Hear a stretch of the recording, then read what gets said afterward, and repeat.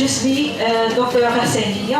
Je fais partie de la faculté de la sciences et des technologies et plus précisément du département de génie mécanique. Donc je suis là aujourd'hui pour présenter la formation qui est en cours de réalisation intitulée Apprentissage de la conception de fabrication assistée par ordinateur. Vu le progrès que connaît le monde de l'information et de la communication avec l'apport des moyens technologiques très avancés, a poussé et obligé tous les secteurs et entreprises dans le monde de communiquer, d'échanger, de transférer de l'information à travers ces moyens. L'impact du vocabulaire de la technologie de l'information et de la communication sur le système éducatif a donné naissance à l'ELMI qui consiste à un apprentissage électronique via l'outil informatique.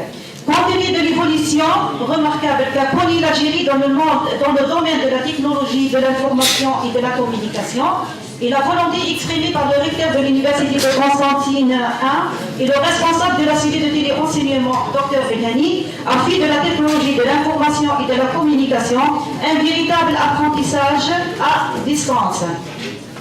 Donc, l'avantage de la formation à distance, elle s'adapte aux contraintes de temps et à l'organisation de chacun. Elle permet d'affirmer la formation pratique et théorique. Elle permet de travailler de façon autonome et indépendante. Elle développe l'esprit de curiosité et de recherche. Et elle permet d'éviter l'inconvénient du transport et l'éloignement géographique.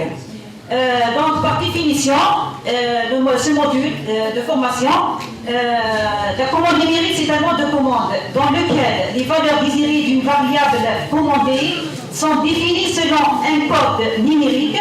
C'est une somme d'automatismes dans laquelle les ordres de mouvement et de déplacement, la vitesse de ces déplacements et leur précision sont données à partir d'informations numériques. Ces informations sont codées sur des supports tels que rayons perforés, cassettes ou disquettes magnétiques ou simplement sauvegardées en mémoire. L'apprentissage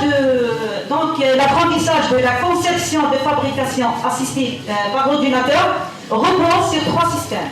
Le premier système d'entrée, le deuxième système d'apprentissage et le troisième système, c'est le système de sortie. Concernant le système d'entrée, il englobe les objectifs de la formation et les prérequis. Donc, parmi les objectifs, l'objectif de cette formation à distance est de faire apprendre aux apprenants la programmation des machines-outils à commande numérique pour des pièces simples et complexes, en adoptant une programmation manuelle. Il vise donc d'une part à donner aux apprenants une vision globale sur la réalisation des pièces par des moyens évolus et plus performants au niveau de la réalisation des pièces complexes. Donc, l'apprenant, il doit maîtriser les savoirs, les savoir-faire et les savoir-percevoir pour l'atteinte de l'objectif, tel que, avant d'apprendre à établir le mode opératoire pour la réalisation d'une pièce en commande numérique, que ce soit tournage ou bien frisage, l'apprenant, il doit maîtriser les notions de base de la géométrie et de la trigonométrie, analyse pertinente, analyser le dessin de définition de la pièce et déterminer les coordonnées du point principal, c'est-à-dire justesse de l'interprétation du dessin. Et avant d'apprendre à établir manuellement le programme permettant la réalisation d'une pièce sur machine-outils à commande numérique, l'apprenant doit comprendre le langage de programmation. Et avant d'apprendre à régler et piloter une machine-outil pour une petite série de pièces simples, l'apprenant doit manipuler un tour ou une friseuse conventionnelle et exécuter au moins une pièce. Analyse pertinente et rigoureuse du mode opératoire des opérations, c'est-à-dire gamme d'usinage, choix correct des outils et utilisation correcte du code ISO. Concernant maintenant le système d'apprentissage, ce système il repose sur deux phases. La première phase, c'est la phase d'auto-formation distancielle et la deuxième phase, c'est la formation hybride. Concernant la phase d'auto-formation, le tutorat ici, qui englobe le processus de groupe, le principe et particularités de fonctionnement, le langage de programmation et les exercices de programmation manuelle sont donnés sous forme de vidéos qui sont en cours de réalisation. Et concernant la phase de la formation hybride, c'est un apprentissage en présentiel Concernant maintenant le processus de coupe, il faut que l'apprenant s'y fait le choix et l'évaluation de critères de liaisonnabilité en fonction bien sûr des paramètres d'entrée qui sont la vitesse de coupe, l'avance, la profondeur de coupe, la partie géométrique de l'outil, la rigidité, le débit, la lubrification, les traitements thermiques, la dureté, en fonction bien sûr des paramètres de sortie qui sont l'usure, l'effort, la rugosité, la précision, le prix de revient, la productivité et la puissance.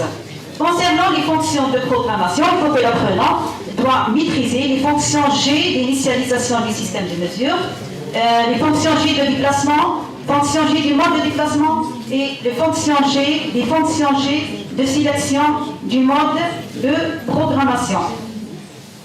À la fin de cet apprentissage, l'apprenant sera capable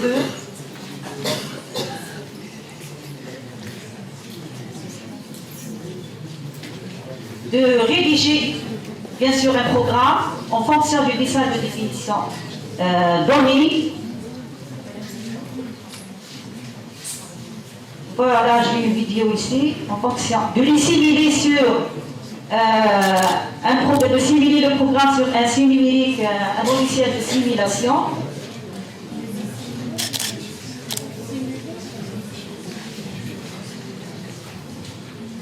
Voilà la méthode de simulation du programme, quel que soit le dessin de définition de la pièce, que ce soit cette pièce, elle est réalisée sur un tour ou bien une friseur.